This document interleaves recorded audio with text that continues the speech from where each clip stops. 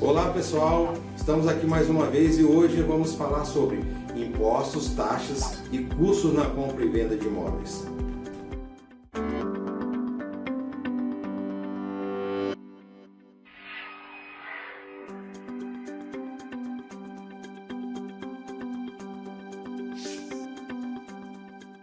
Dentro desse tema é importante a gente distinguir primeiro o que é a compra do imóvel com financiamento e a compra de um imóvel sem financiamento. Porque dependendo do tipo de compra que você fizer, vai incidir algumas taxas, alguns custos que no outro nós não teremos.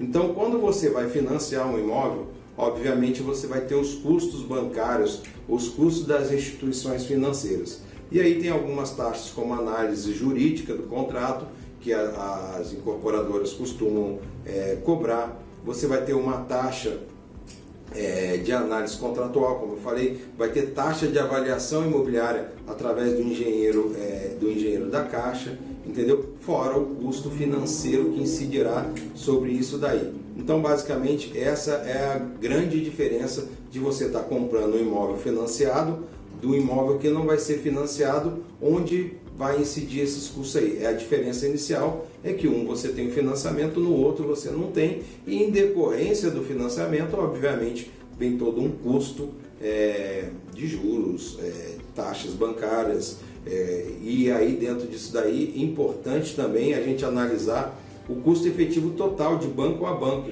porque dependendo do banco, às vezes a taxa nominal é igual, mas quando você vai incidindo esses custos que a gente falou, acaba tendo um custo efetivo total maior do que o outro.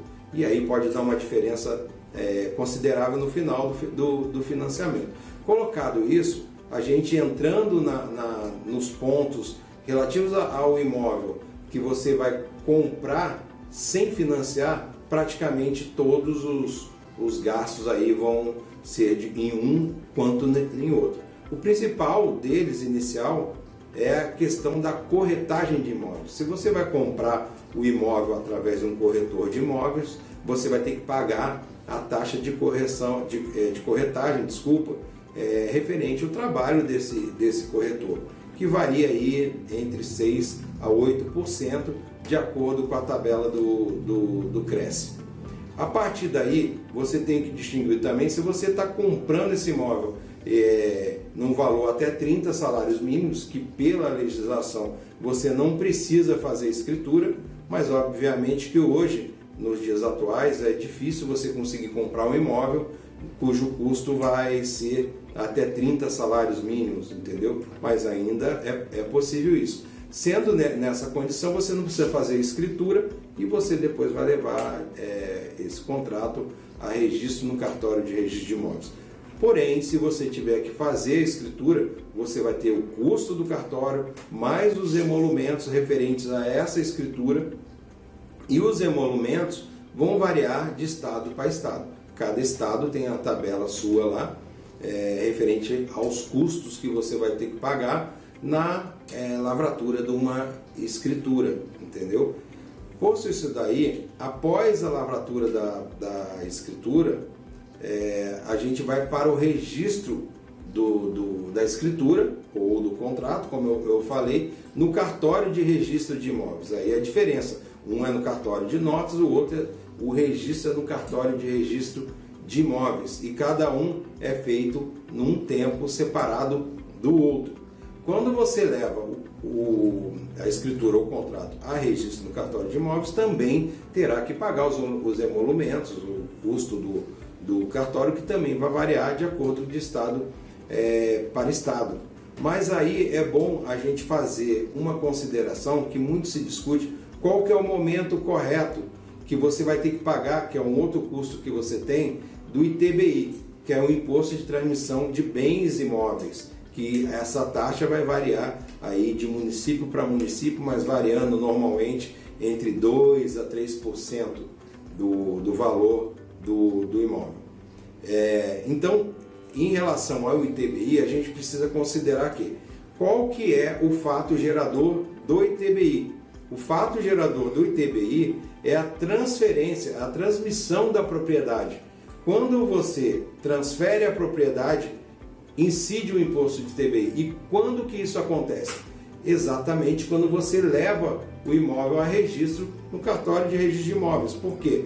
Só é dono, só é proprietário quem registra. Então, consequentemente, você vai ter que registrar no cartório de imóveis para poder ter a transmissão da propriedade. Acontecendo isso, incide o ITBI, aí você tem que pagar. O que ocorre, e isso é uma discussão, que a gente vê os cartórios de notas na lavratura da escritura querer cobrar já o ITBI, mas você não é obrigado a pagar. E aí também tem que fazer a consideração que às vezes de estado para estado pode ter uma lei aí estadual que fale sobre especificamente isso de ter que pagar uma coisa, mas é discutível, porque o fato gerador só ocorre lá na frente, na hora do registro de imóveis. Então, o correto é pagar o ITBI na hora de registrar o imóvel. Então, a gente quis dar uma noção assim inicial para quem vai comprar um imóvel, bem objetivo, para poder saber quais os gastos que vocês vão ter para poder comprar o imóvel. E então, esse é o esclarecimento que a gente gostaria de trazer com esse vídeo, um vídeo curto, direto e objetivo. E se você gostou do nosso vídeo, dê um like, curta, compartilhe, assista nossos outros vídeos e deixe aí sua pergunta, sua dúvida, que a gente terá um imenso prazer de poder estar respondendo para vocês. Obrigado mais uma vez.